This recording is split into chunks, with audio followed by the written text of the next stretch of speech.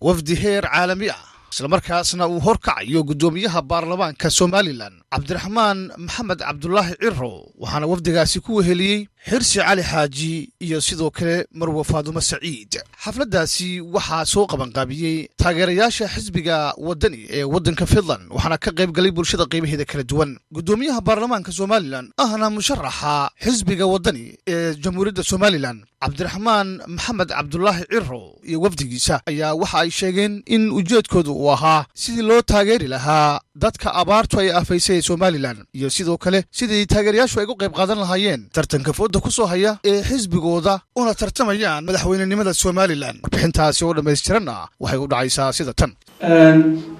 sida caadada inoo ahayd ka jaariyada reer Somaliland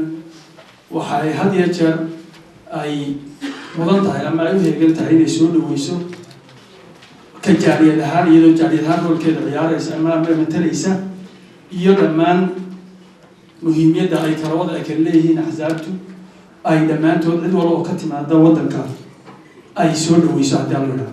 la caawa waxaan leenahay madaxda inoo martida ah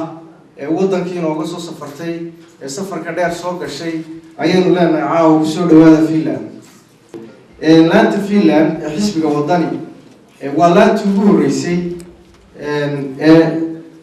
lagu dhawaaqo dawladda lagaga dhawaaqo laamaha xisbiga wadani maanta waxay reer Finland u tahay guul